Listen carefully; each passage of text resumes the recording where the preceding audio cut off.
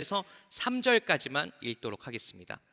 우리 한마음 한뜻 한 목소리로 3절이니까 다 같이 읽도록 하겠습니다. 읽겠습니다. 시작. 이스라엘 자손의 온 회중이 엘림에서 떠나 엘림과 시내산 사이에 있는 신광야에 이르렀다. 이집트 땅에서 나온 뒤 둘째 달 보름이 되던 날이었다. 이스라엘 자손이 온 회중이 그 광야에서 모세와 아론을 원망하였다. 이스라엘 자손이 그들에게 항의하였다. 차라리 우리가 이집트 땅 거기 고기가마 곁에 앉아 배불리 음식을 먹던 그때에 누가 우리를 주님의 손에 넘겨주어서 죽게 했더라면 더 좋을 뻔하였습니다. 그런데 당신들은 지금 우리를 이 광야로 끌고 나와서 이 모든 회중을 다 굶어 죽게 하고 있습니다. 아멘. 말씀을 시작하면서요, 여러분 혹시 단편 영화 좋아하세요? 뭐 인디 영화, 독립 영화 이런 거 좋아하세요? 네, 안 좋아 주셔도 괜찮습니다. 독립 영화 한 편 14분짜리 영화의 줄거리를 소개해 드리려고 해요. 이 영화의 제목은요, 독일어입니다. 독일어로 죄송해요. 제가 그래도 그래요. 이겁니다. 네, 벌써 나와 버렸어요. 독일어로 링반데룽이라고 하는 영화입니다. 14분짜리 독립 영화예요. 뭐 극장에선 보실 수도 없고 넷플릭스 이런 데서 보실 수 없습니다. 이 영화의 줄거리를 제가 말씀드릴 텐데요, 줄거리를 들으시면서 이 영화의 제목인 저 링반데룽이라고 하는 게 뭔가를 한번 추측해 보시면 좋을 것 같습니다. 이 영화의 주인공은 도연이라고 하는 한 여학생입니다. 이 도연이가 친구 2명이랑 함께 밤 등산에 갑니다. 밤에 이렇게 등산하면 생각보다 운치 있고 그 감성이 있거든요. 근데 등산을 막 해서 이제 산 깊은 곳에 들어갔는데 문득 깨닫습니다. 우리 일행이 같은 자리를 뱅뱅 맴돌고 있다는 걸 깨달아요. 무섭죠. 그런데 깨달은 것도 잠시, 길을 가다가 일행 모두가 절벽에서 떨어집니다. 절벽에서 떨어진 다음에 이 주인공 도연이가 이틀 만에 일어나 보니까 텐트 안에 친구들이 자신을 눕혀놨습니다. 그런데 친구들이 이상해요. 계속 똑같은 말이랑 똑같은 행동을 합니다. 도연아 일어났어, 괜찮아? 도연아 일어났어, 괜찮아? 도연아 일어났어, 괜찮니? 도연이가 짜증이 나서 계속 똑같은 말만 하니까 친구들한테 따져 묻습니다. 너 대체 무슨 일이야? 왜 그러는 거야? 그런데 친구들은 묵묵부답이에요. 이렇게 영화가 끝나요. 이상하죠? 이 이상한 영화의 제목이 링반데룽이라고 했잖아요. 이 링반데룽이라고 하는 말은요, 독일어입니다. 이 말의 우리나라 말 뜻은요, 이런 거예요. 환상방황. 링이요, 동그라미 모양이라는 뜻이고요. 반데룽 이러면 독일어로 걷다, 이렇게 방황하다라는 뜻이에요. 링 반데룽은 등산 전문 용어입니다. 등산을 하다가 깊은 산에 들어가서 폭우를 만나거나 폭설을 만나면 사람이 방향 감각을 상실해요. 또는 깜깜한 밤에 등산을 하다 보면 방향 감각을 상실하면 어떻게 되냐면, 나는 지금 똑바로 가고 있다라고 생각하는데 계속 같은 자리를 뱅뱅 맴돌게 되는 거예요. 나는 똑바로 가고 있는데 뱅뱅 맴도는 지금 환상에 빠져 있다라고 해서 이 링반데룽을 환상방황이라고 우리나라 말로 번역한 겁니다. 그런데 이 링반데룽 현상으로부터 빠져나오는 방법은 뭘까요?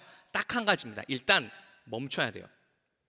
멈춘 다음에 내가 지금 어디로 가야 할지 나침반을 보면서 방향을 제대로 잡아야 이 링반데룽 현상으로부터 벗어날 수 있습니다. 그런데요, 우리도 신앙생활을 하면서 링반데룽 현상에 빠질 수 있어요. 열심히 신앙생활을 하고 있긴 한데, 열심히 교회에서 사역도 하고 성경도 읽고 공동체 성경 읽기도 하고 그리고 뭐 기도도 하고 다양한 종교적인 생활을 하는데 내 신앙이 정체되어 있고 내 신앙이 같은 자리를 뱅뱅 맴도는 것처럼 느껴질 때가 있습니다. 그래서 신앙생활에 뭐가 중요하냐면요, 방향이 중요한 거예요. 자, 오늘 본문에도요, 이런 영적인 링 반대룽 현상을 겪고 있는 사람이 나옵니다. 누구냐면 바로 이스라엘 백성들이에요. 출애굽한 이스라엘 백성들. 이집트에서 탈출해서 광야를 지금 걷고 있는 이스라엘 백성들도 링 반대룽에 빠졌습니다. 자, 그런데 과연 그렇다면 그들은 이 영적인 방황인 링 반대룽 상태를 어떻게 극복할 수 있었을까요? 오늘 본문 출애굽기 이야기를 하기 전에 여러분 혹시 출애굽기라고 하는 이 성경 영어 제목이 혹시 뭔지 아시나요? 엑소 아니고요. 가수 엑소 아니고 죄송합니다. 네, 엑소두스입니다. 이 엑소두스라고 하는 말의 뜻은 직역하면 탈출입니다. 그래서 이 제목에 걸맞게 이집트 노예살이를 벗어난 다음에, 그래서 자신들을 따라오던 이집트 군대를 홍해 바다가 갈라지는 그 기적으로 따돌린 다음에 이스라엘 백성들은요, 탈출의 기쁨을 노래합니다. 그게 오늘 본문인 출애굽기 16장 바로 전인 출애굽기 15장에 나와요. 그래서 출애굽기 15장에는 노래가 나옵니다. 모세가 노래를 불러요. 하나님께서 우리를 구원 주셨다, 하나님께서 우리를 탈출시켜 주셨다라고 하는 모세의 노래가 있고요, 그 뒤에는 모세의 누나인 미리암이 노래를 부릅니다. 자, 그런데 탈출의 기쁨도 잠시, 이스라엘 백성들은 금방 광야의 현실을 만납니다. 광야의 현실의 벽에 부딪히게 돼요. 우리 출애굽기 15장 22절의 말씀 우리 세 번역으로 함께 읽어보겠습니다. 시작.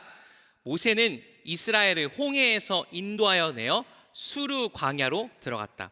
그들은 사흘 동안 걸어서 광야로 들어갔으나 물을 찾지 못하였다. 어땠대요? 이스라엘 백성들이 광야에 들어갔는데 뭐가 없는 거예요? 물이 없는 겁니다. 자, 그런데 문제는 광야는 아무것도 없는 곳이죠. 물만 없는 게 아니라 정말 아무것도 없는 곳이었습니다. 자, 출애굽기 16장 3절 오늘 본문 말씀 한번 보여주시겠어요? 자, 제가 읽어드릴게요. 이스라엘 자손이 그들에게 항의하였다. 차라리 우리가 이집트 땅 거기 고기가마 곁에 앉아 배불리 음식을 먹던 그때 누가 우리를 주님의 손에 넘겨주어서 죽게 했더라면 더 좋을 뻔하였습니다. 자, 광야에는요, 물만 없는 게 아니라 당연히 뭐도 없어요? 먹을 것도 없어요.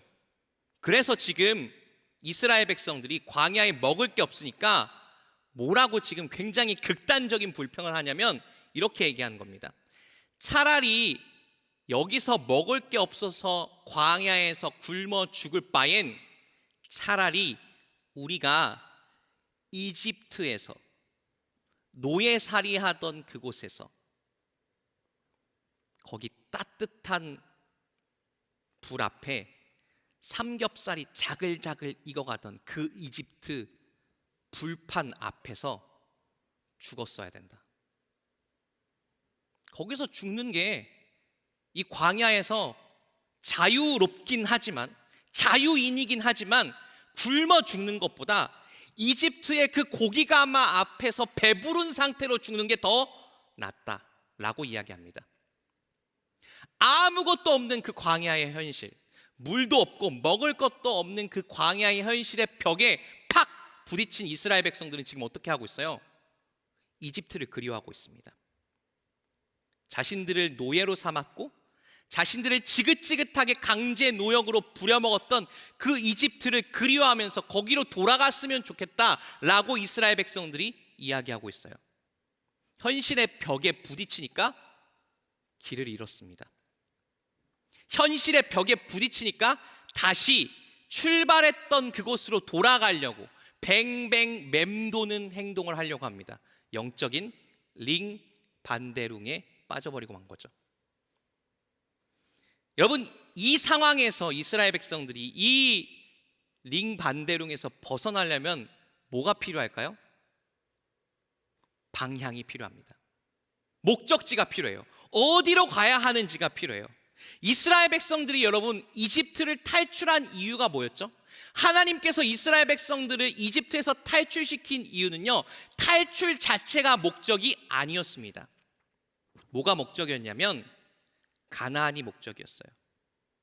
그래서 여러분 출애굽기 성경, 이 출애굽기라고 하는 한 책의 부제목은 출애굽 입 가나안입니다.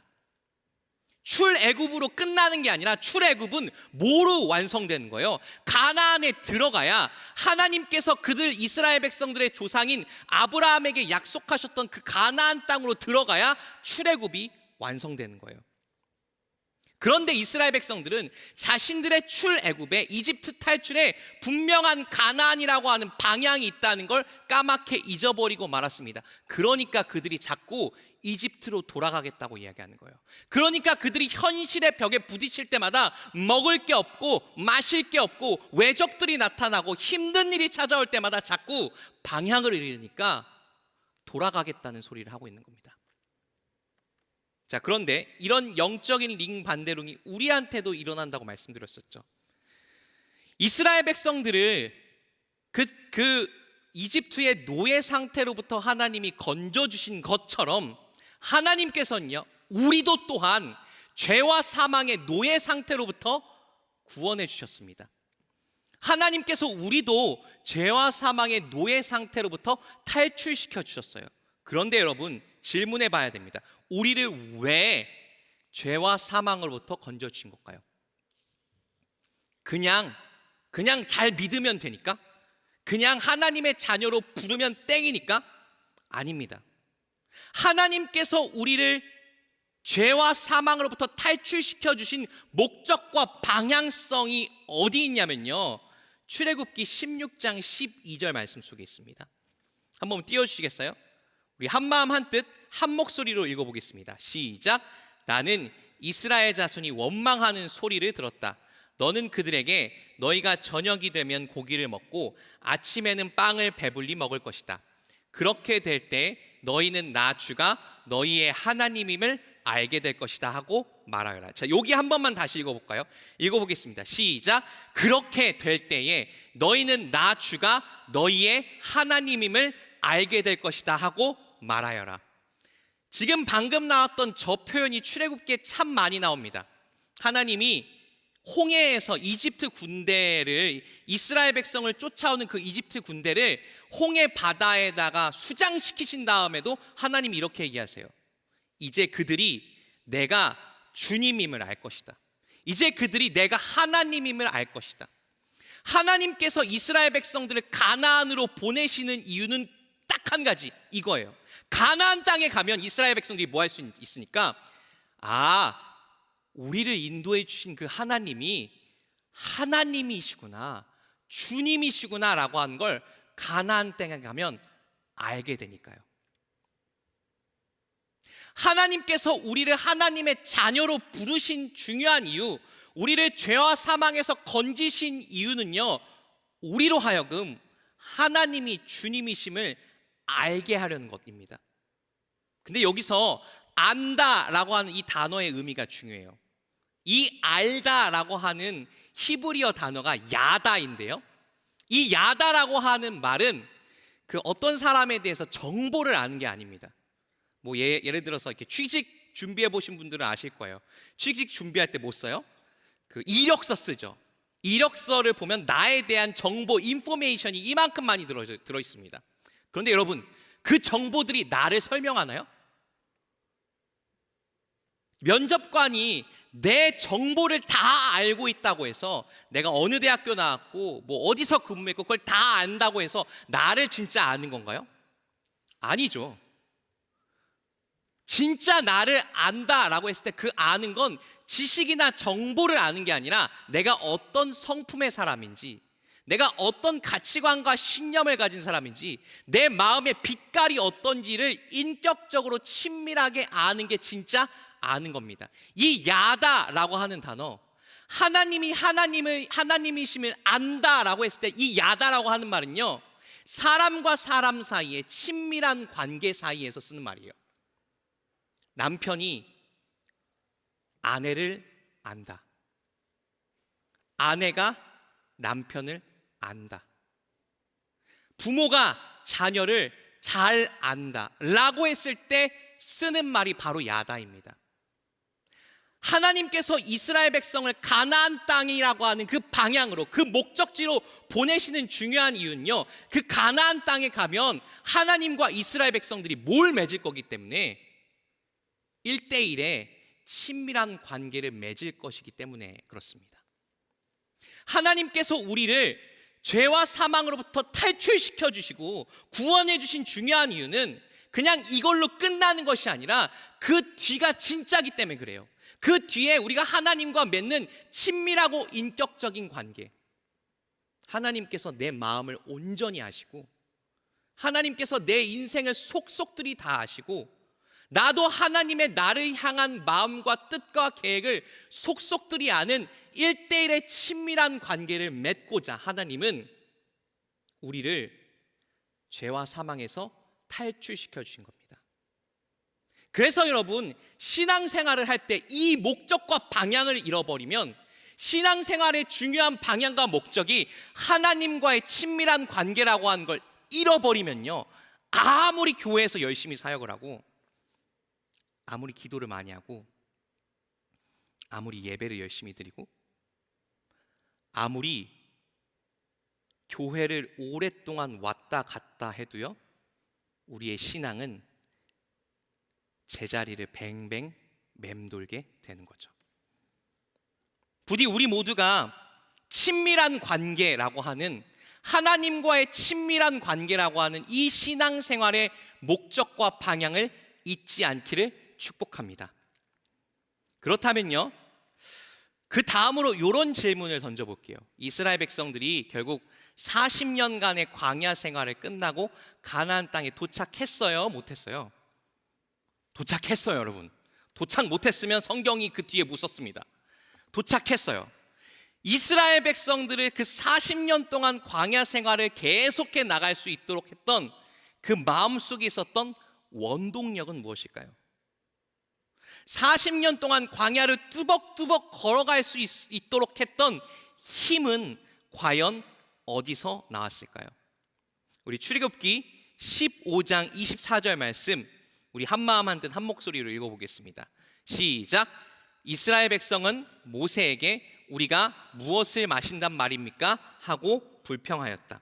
자, 이스라엘 백성이 이 광야에서 어려움을 만날 때마다 가지고 있는 그 아주 동물적인 반응이 있어요.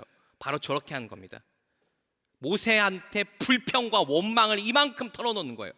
야 모세, 네가 우리 보고 이집트에서 나가자 그래서 우리가 이렇게 물도 없고 먹을 것도 없고 막 적들이 득실을 거리는 이 광야에서 살게 된 거 아니야? 라고 이스라엘 백성들은 현실의 벽을 만날 때마다 모세한테 원망을 이만큼씩 늘어놓습니다.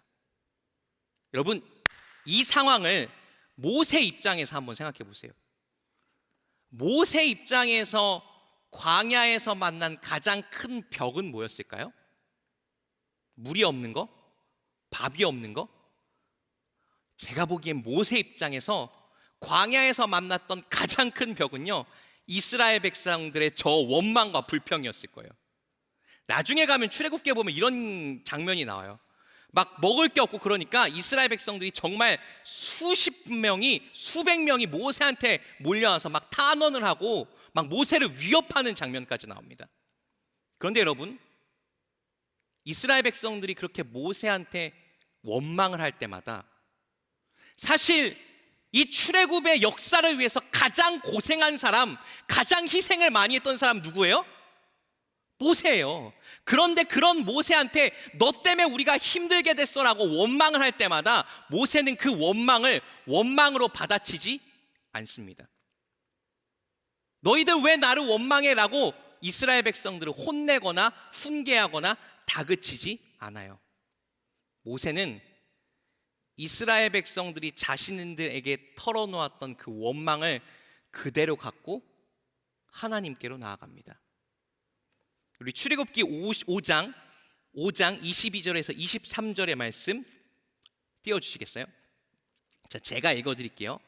이 말을 듣고서 모세는 주님께 돌아와서 호소하였다. 주님, 어찌하여 주님께서는 이 백성에게 이렇게 괴로움을 겪게 하십니까? 정말 왜 저를 이곳에 보내셨습니까? 제가 바로에게 가서 주님의 이름으로 말한 뒤로는 그가 이 백성을 더욱 괴롭히고 있습니다. 그런데도 주님께서는 주님의 백성을 구하실 생각을 전혀 하지 않고 계십니다. 모세가 지금 하나님을 원망합니다. 저게 어떤 상황이냐면요, 모세가 출애굽하기 전에, 이집트를 탈출하기 전에 파라오한테 가서 담판을 지었어요. 야 파라오야, 우리 이스라엘 백성들 빨리 자유롭게 해줘, 이스라엘 백성들 빨리 노예 상태에서 풀어줘 라고 했더니 파라오가 오히려 그 이야기를 듣고 화가 나서 이스라엘 백성들을 더 심각하게 괴롭히기 시작해요. 이스라엘 백성들이 모세한테 막 원망을 합니다. 야 모세야, 네가 가만히 있었으면 되는데 네가 오히려 파라오를 자극해서 그가 우리를 더 괴롭게 한다.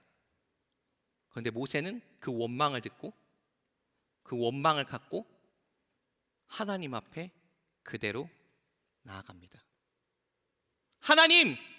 하나님께서 우리 버리시는 건가요? 하나님, 왜 우리가 주님의 백성이라면서요, 왜 하나님 우리 안 구해주세요? 라고 하나님께 원망하기 시작해요. 여러분, 그런데 모세도 원망했어요. 이스라엘 백성도 원망했어요. 그런데 이스라엘 백성의 원망과 모세의 원망의 가장 큰 차이점 뭐죠? 원망의 대상입니다. 이스라엘 백성들은 사람인 모세를 원망했어요. 여러분, 사람을 원망한다고 사람이 바뀌나요? 너 이거 왜 안 해줬어? 너 때문에 나 너무 힘들었어 라고 원망한다고 해서 그 사람이 우리한테 그걸 해줘요? 아닙니다. 원망한다고 그 사람도 바뀌지 않고 나도 바뀌지 않습니다. 원망은 또 다른 원망과 불평을 낳을 뿐이에요. 그런데 그 원망을 그대로 갖고 하나님께 나아가서 하나님께 원망하면요, 그 원망이 이걸로 바뀝니다. 기도. 하나님께서는요, 우리의 원망도 기도로 들으시는 분입니다. 우리 출애굽기 16장 7절 말씀 볼까요? 우리 함께 읽어보겠습니다. 시작. 당신들이 우리를 보고 원망한 것이 아니라 주님을 원망하였습니다. 주님께서 당신들이 주님을 원망하는 소리를 들으셨습니다. 여기까지만 읽을게요. 지금 모세가 이스라엘 백성들한테 얘기하는 거예요. 당신들 원망했던 그 모든 소리를 하나님이 하나하나 낱낱이 듣고 계셨어요. 하나님이 왜 이스라엘 백성들의 원망의 목소리를 듣고 계실까요? 이스라엘 백성들 혼내려고? 야, 너희들 어떻게 나를 그렇게 원망할 수 있니? 내가 너희들 구원하려고 이집트에 10개 재앙 내렸어? 홍해 바다도 갈렸어? 만나와 메추라기 먹을 것도 줬어? 근데 어떻게 나를 원망할 수 있니? 라고 하나님이 이스라엘 백성들을 혼내려고 원망의 소리를 듣고 계신 걸까요? 아닙니다. 하나님에게 이스라엘 백성들의 원망의 소리는 아마 이렇게 들리지 않았을까요? 제가 비유적으로 한번 이런 이야기를 들려드릴게요. 여기 이제 막 말을 배우기 시작한 한 2살, 3살 뭐 이 정도 된 아이가 있다고 한번 쳐봐요. 막 엄마, 아빠 뭐 이렇게 하던 아이가, 죄송해요, 귀여운 척 하는 거 아니에요. 따라 하는 겁니다. 진짜예요. 믿어주세요. 네. 엄마, 아빠 하던 아이가 이제 자기 의사 표현을 하기 시작해요. 의사 표현을 하면서 가장 먼저 배우는 게 뭐예요? 좋아, 싫어, 이런 거 배웁니다. 시적 뭐 이런 거 배우고, 그리고 이제 조금 지나면 감정도 표현하죠. 엄마, 아빠, 나빠, 이런 것도 말해요. 아이가 점점 발달해 가면서 부모님한테 잘못 들으면 원망과 분노와 짜증의 감정이 섞인 말을 하는 것처럼 보일 때가 있어요. 실제로 원망의 감정이 섞인 말을 합니다. 그 어린 아이가. 근데 그 이야기를 들으면서 부모님이 이렇게 생각할까요? 야, 내가 저거를 다 키워놨는데 너 좀 나한테 성숙하게 말 좀 못하니? 야, 3살이면 요즘 세상 살 줄 다 알아. 너 이제 좀 나한테 좀 은혜를 갚는 그런 막 감사의 말들을 할 때가 되지 않았니? 여러분, 이렇게 생각하는 부모님이 있을까요? 없을까요? 있어요? 3살짜리한테? 너 성숙하게 좀 말해야지. 너 좀 감사의 말을 나한테 해야지. 아니요. 3살짜리를 보면서 부모님은 얘가 시저라고 얘기하고 부모님한테 나빠라고 얘기해도 부모님은 좋아요. 왜요? 애기니까. 내 아들, 딸이니까. 오히려 부모님은 그 아이가 시저라고 이야기하고 나빠라고 이야기하고 부모님한테 원망과 약간 짜증이 섞인 말을 하면 부모님은 이렇게 생각하겠죠. 이 아이가 도움이 필요하구나. 지금 나한테 도움을 요청하는구나. 나 좀 도와달라고, 나 힘들다고, 나 좀 어떻게 해달라고, 기저귀 갈아달라고, 밥 달라고 그러는구나. 여러분, 우리와 하나님 사이의 관계가 그런 겁니다. 하나님은 우리 아버지세요. 그리고 우리는 하나님의 어린 아이 같은 존재들입니다. 그래서 우리가 하나님한테 때때로 원망을 하면요, 하나님은 그걸 원망으로 받지 않으세요. 우리의 너무나 좋은 아버지이신 하나님은 그 원망의 말조차 뭘로 받아들이시냐면, 하나님 저 좀 도와주세요. 하나님, 제가 지금 이 상황을 제 힘으로는 해결할 수 없어서 제가 하나님한테 원망의 말밖에 할 수 없어요. 하나님 저 좀 어떻게 해주세요. 여러분, 이스라엘 백성들이 40년 동안 광야 생활을 버틸 수 있었던 가장 중요한 이유는요, 이스라엘 백성들은 모세를 원망했지만 모세가 그 이스라엘 백성들의 원망을 하나님께 그대로 갖고 나아갔기 때문에, 그리고 하나님께서 그 이스라엘 백성들의 원망의 소리를 모세를 통해 기도로 들으셨기 때문에 그들이 40년간의 광야 생활을 버틸 수 있었던 것입니다. 인생의 광야를 지나고 계신가요? 먹을 것도 없고 마실 것도 없고 아무것도 없고 나를 이해해 줄 사람도 아무것도 없는 막막한 광야를 지나가고 계신가요? 그래서 하나님께 원망만 할 수밖에 없는 것처럼 느껴지시나요? 여러분, 그러면 하나님께 원망하십시오. 그러면 하나님은 그 원망마저도 기도로 들러주실 것입니다. 그리고 그렇게 하나님께 기도하듯 우리의 마음속에 있는 어두운 불평과 불만과 원망들을 털어놓으면요, 참 놀라운 것은 하나님께서 우리 마음의 그 원망들을 감사로, 우리 마음의 불평을 기쁨으로 바꿔주시는 은혜가 있을 줄 믿습니다. 자, 이제 마지막으로요, 이스라엘 백성들이 광야를 40년을 걸었죠. 그런데 광야에는 이정표도 없고 내비게이션도 없고 GPS도 당연히 없었습니다. 그런데도 좀 빙빙 돌긴 했지만 이스라엘 백성들은 결국 가나안 땅에 도착했어요.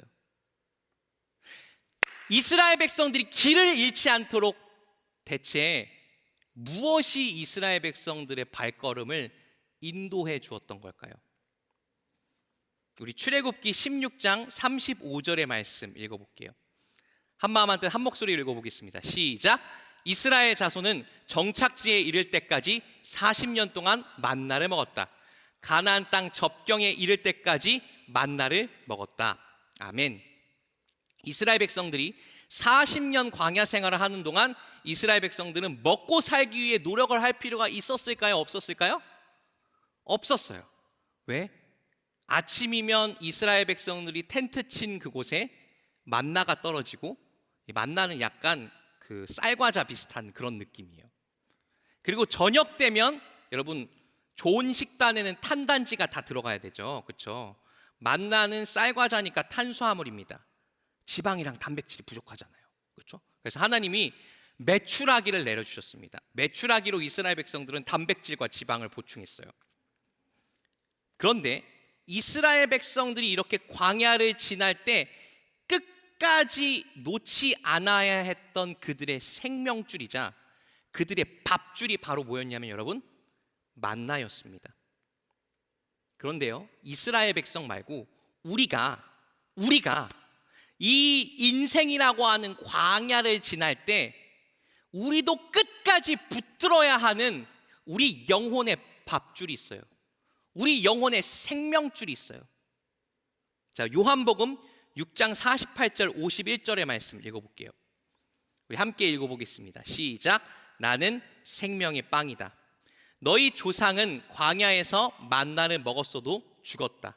그러나 하늘에서 내려오는 빵은 이러하니 누구든지 그것을 먹으면 죽지 않는다. 나는 하늘에서 내려온 살아있는 빵이다.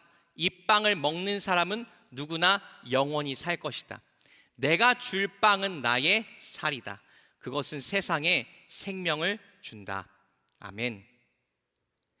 이스라엘 백성들은 출애굽한 다음에 광야에서 만나를 먹었습니다.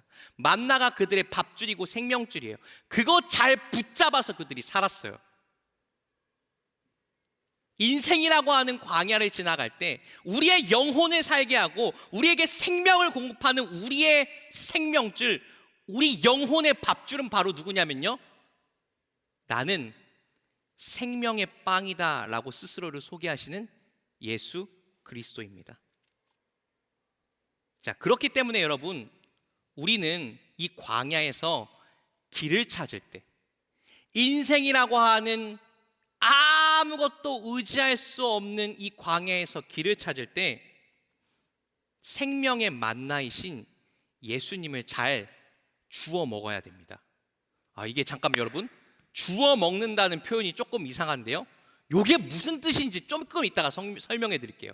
그런데 여러분, 예수님을 어떻게 먹을 수 있을까라고 하는 질문이 생기시죠. 우리 요한복음 1장 14절 말씀 띄워주세요.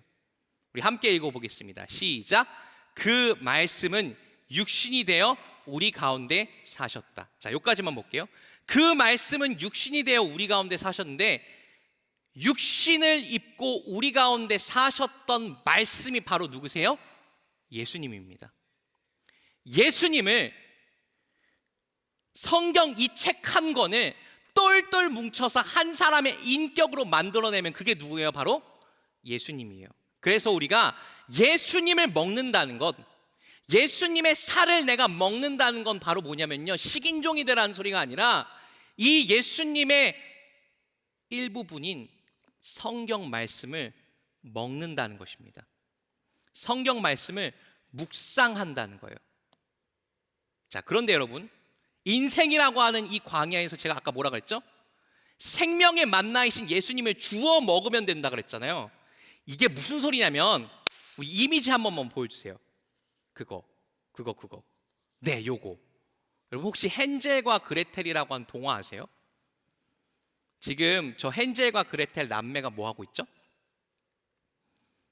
빵 부스러기를 땅에 떨어뜨리고 있습니다. 헨젤과 그레텔 얘기는 이런 거예요. 헨젤과 그레텔이라고 한 착한 남매가 있었는데, 그런데 계모가 이 두 아이를 너무 싫어했어요. 그래서 계모가 이 두 아이를 숲에다가 버리려고 했습니다. 그래서 이 두 아이를 계모가 손을 붙잡고 억지로 숲으로 데려가고 있는데, 숲에서 탈출할 수 있는 길을 오빠가 주머니에 있던 빵을, 그 부스러기를 이렇게 떨어뜨려서 표시한 거예요. 이 두 아이는 이 빵 부스러기가 어디서 시작됐는지, 이 계모의 손을 붙잡고 막 급하게 가느라 이 빵 부스러기가 어디서 시작됐고, 그리고 이 숲의 끝이 어디인지를 알까요? 몰라요? 몰라요. 그런데 이 빵 부스러기만 쫓아가면 숲의 끝에 다다르게 돼 있습니다. 여러분, 우리 인생이라고 하는 광야길도 비슷해요. 예수님께서 우리보다 앞서가십니다. 앞서가시는 그 예수님께서, 생명의 만나이고 생명의 빵이신 예수님께서 우리보다 앞서가시면서 우리가 언제든 주워 먹을 수 있도록 자신의 삶의 일부분을 떨어뜨려 주십니다. 자신의 말씀의 일부분을 떨어뜨려 주세요. 예수님이 결국 어디로 가시는지 우리는 알아요? 몰라요? 잘 몰라요. 그런데 예수님께서 떨어뜨려 주시는 그 생명 만나 부스러기를 계속 주워 먹으면요, 일단 첫 번째로 내가 삽니다. 그리고 더 중요한 건요, 그 예수님이 떨어뜨려 주시는 은혜의 부스러기를 계속 주워 먹으면서 다니면 어느샌가 광야가 끝나 있어요. 아니, 목사님, 어디 가는지도 모르면서 그 따라간 게 맞나요? 여러분, 우리는 자꾸 예수님한테 이런 거를 바라고 원하죠. 예수님, 제가 결국에 10년 뒤, 20년 뒤에 완성형으로 어떤 인간이 될지, 어떤 종착지에 도착할지 보여주세요 라고 이야기해요. 그걸 보여주시면 내가 글로 갈게요 라고 이야기해요. 완성된 내 모습을 다 보여주시면 예수님, 제가 그거 한번 따라가 볼게요 라고 예수님이랑 딜을 합니다. 그런데 예수님은 우리한테 그렇게 하지 않으세요. 내 아들아, 딸아, 너 나를 믿고 끝까지 이 길을 갈 수 있겠니? 광야야. 그런데 내가 너한테 계속 만나를 줄 거란다. 내가 너를 계속 살아있게 할 거야. 내가 너에게 계속 말씀을 던져줄 거야. 그러면 한 걸음 한 걸음 한 걸음씩 나와 동행하면서 따라올 수 있겠니? 예수님께서 우리에게 바라시는 건요, 뭐였죠? 예수님과의 친밀한 관계입니다. 우리의 관심은 우리의 삶이 10년, 20년, 30년, 40년 뒤에 어떤 완벽한 어떤 사람이 딱 돼서 엄청난 성취와 성과를 이루는 사람이 되는 게 우리의 관심이고 우리의 목적지와 방향이 거기에 있잖아요. 그런데 예수님의 목적지와 방향은 거기에 없어요.